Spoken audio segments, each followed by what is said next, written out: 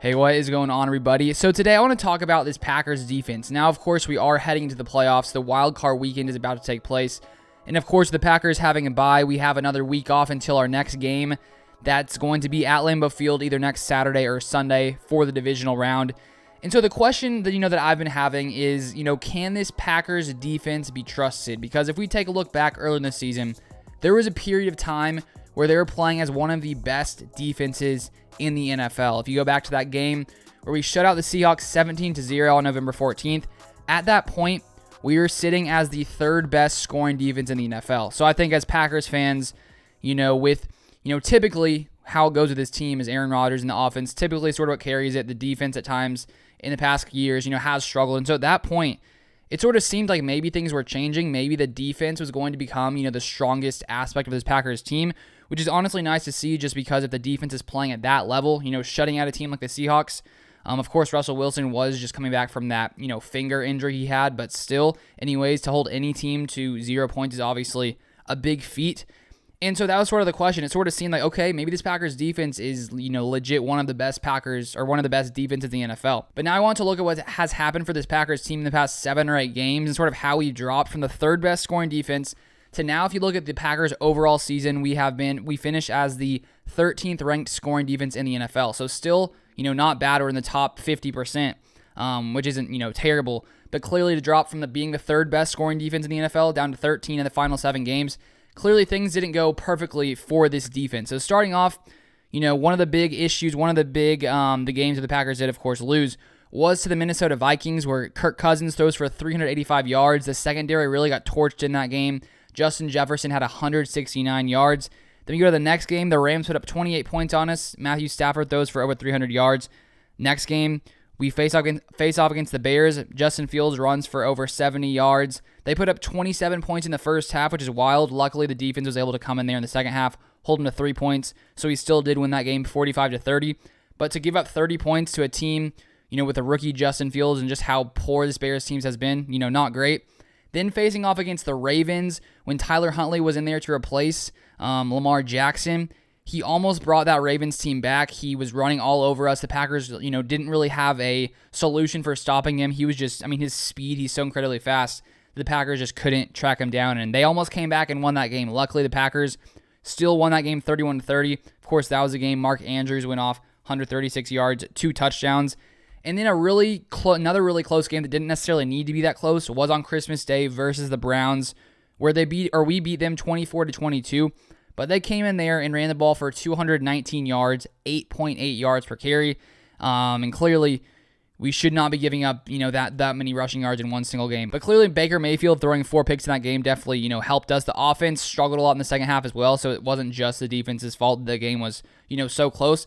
But to give up that many yards, not amazing. Then the next week versus the Minnesota Vikings, we actually did pretty good in that game. We held Dalvin Cook to 13 yards on 9 carries. So from the week prior, giving up over 200 yards to really holding Dalvin Cook in check, that was great to see. But also when you look at that game, Kirk Cousins was out, and the backup Sean Mannion was the quarterback in there.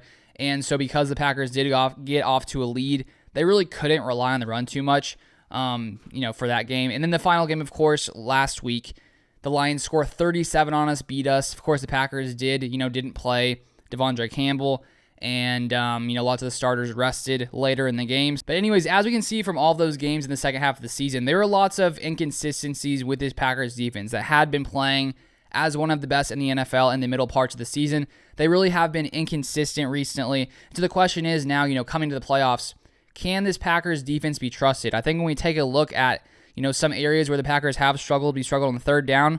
We are the 23rd ranked third down defense in the NFL, allowing teams to convert on 42.86% of third downs. We're the 28th ranked red zone defense in the NFL, allowing teams to convert on 66% of red zone trips. But one area where the Packers have been really good this year is in takeaways. We are the 8th best in takeaways per game. Of course, with the defense playing as they have recently, it really has been the Packers offense has really carried this team. Aaron Rodgers playing so good recently. And so I think coming to the playoffs, clearly with the offense playing as they have, we don't necessarily need the Packers defense to, hold a team to less than 10 points, even though that would obviously be nice. I would definitely take that if, that's an option. But we really just need this team to be sort of as they have been at times, where they're, doing just enough, getting enough takeaways to give Aaron Rodgers, one more possession, two more possessions in a game. But of course, coming to the playoffs, they're going to be teams that are all very, very talented. So it could, be a test for this Packers defense. Can they hold up?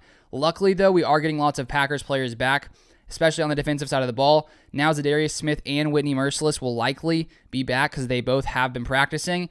And so to be able to use those guys, even if we're just subbing them in instead of using, Tipa and Jonathan Garvin on the defensive side, even if we just put them in there for those guys' snaps, where they had about 10 to 20 snaps per game, that could just be a huge difference. Because just imagine Preston Smith in there or Sean Gary, and then whether we, sub them out to rest or whether we, stick them in there with them.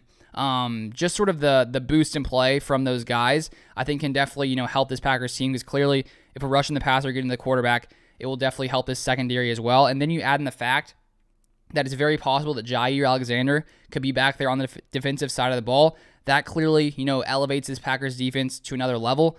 And so with those different things happening, I think it definitely is going to help this Packers defense. Maybe they're going to be a little rusty, but I think that, adding these guys back here will, give this Packers defense the best shot. And so it definitely increases my hopes of this Packers defense coming in and, maybe looking a little bit more like they did in the, middle parts of the game. But as I was saying, overall, as long as the Packers offense is rolling and moving as they have been, as long as A.J. Dillon continues running the ball as he has, as long as Devontae keeps balling out against pretty much everyone as he typically does, as long as Allen Lazard keeps coming in here and, making big plays and scoring lots of touchdowns, I think this Packers team is going to be okay. But the inconsistency of the defense does, make me wonder a little bit. Will they be able to, show out in the playoffs? I really hope that's sort of what we see from them. But that was just sort of my thoughts on sort of how the Packers defense has looked, going from being the best, struggling a little bit, but still, looking good at times. But I'll be curious to hear your thoughts on the Packers defense. Drop them in the comments down below. But that is all I have for right now. Thank you guys so much for watching as always, and I'll see you guys next time.